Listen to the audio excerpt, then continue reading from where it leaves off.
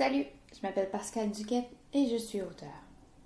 Je suis ici pour te partager mon astuce comment vérifier la structure d'un récit. Avant que je débute, clique sur « Je m'abonne » pour suivre cette série de capsules sur l'écriture d'un récit. Dans cette vidéo, je te partage comment je fais pour m'assurer d'avoir bien structuré mon récit avant de passer à sa correction.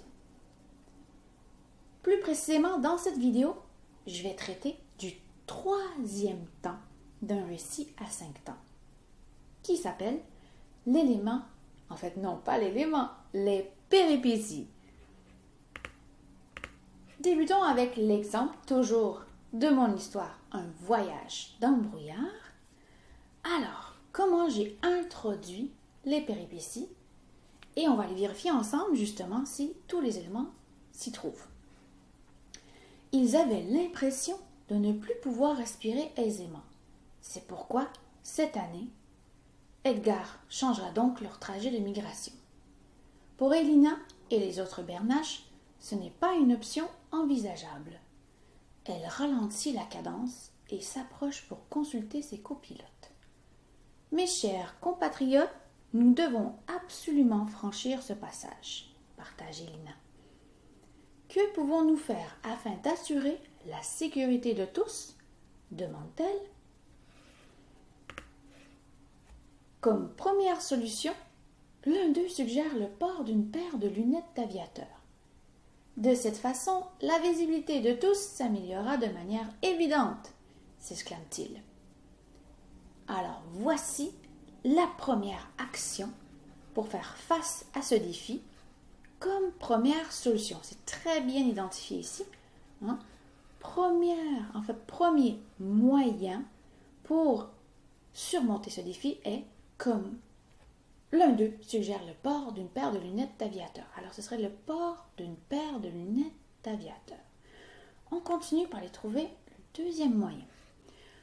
Aussitôt formulé, sa suggestion fait tout de suite unanimité dans la nuée.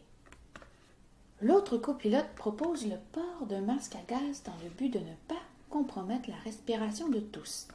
Alors voici le deuxième moyen proposé. L'autre copilote propose le port d'un masque à gaz. Alors nous avons déjà 2 moyens qui vont aider à surmonter ce défi. Il assure que n'importe quel gaz ou n'importe quelle particule fine ne pourrait venir encrasser leurs pauvres poumons d'oiseaux voyageurs. Est-ce que nous avons un troisième moyen, une troisième action? Allons voir. Tout en accord avec l'idée de s'armer d'une paire de lunettes et d'un masque comme protection, alors ici j'ai répété les 2 moyens précédents, le petit dernier ajoute ceci.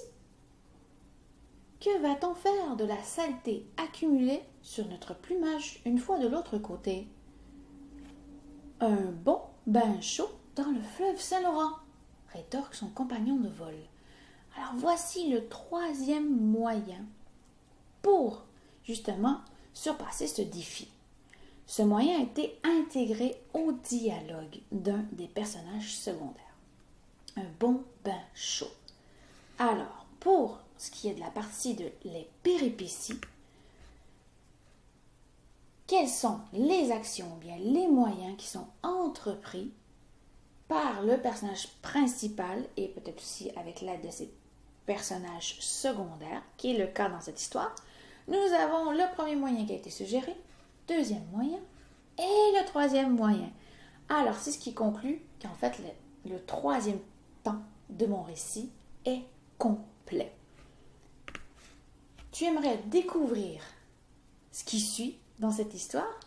En fait, je t'invite, tu sais, il y a une vidéo pour le premier temps, la situation initiale, et une vidéo qui est précédente à celle-ci sur l'élément déclencheur.